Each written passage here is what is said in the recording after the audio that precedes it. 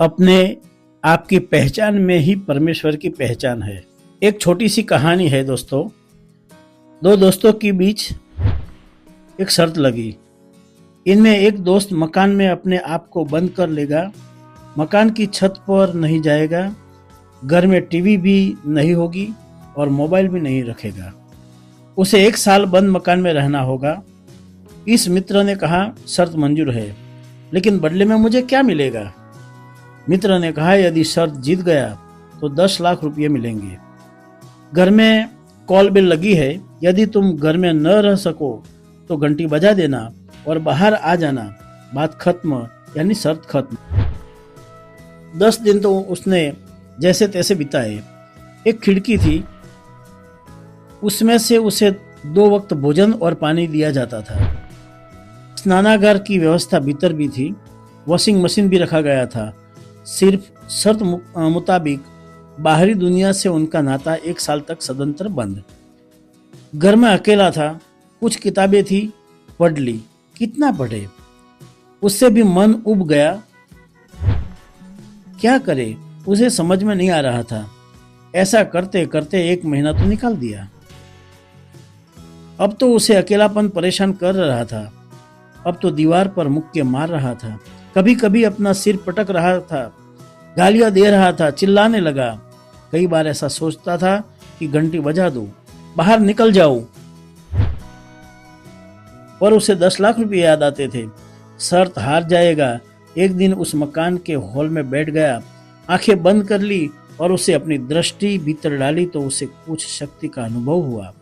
उसे लगा कि अंदर कोई है, वह उससे बात कर रहा है।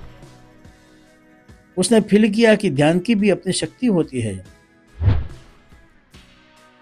1 महीने के बाद के 11 महीनों तक उसने मेडिटेशन का सहारा लिया।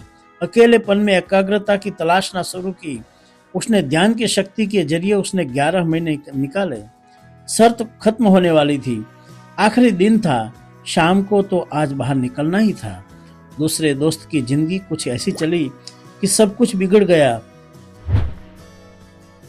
दिवालिया हो गया, उसका धंधा चौपट हो गया। क्या करूं, मैं अपने दोस्त को पैसे कैसे दूंगा? दोस्त ने तो 1 साल उस मकान में निकाल दिया।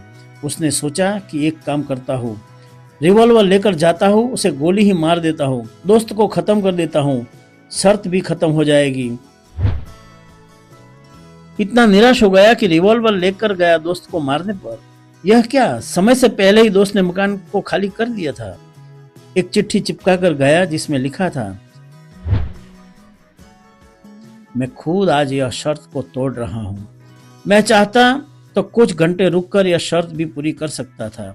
तुम मुझे 10 लाख रुपए देते, लेकिन अब मुझे पैसा नहीं चाहिए।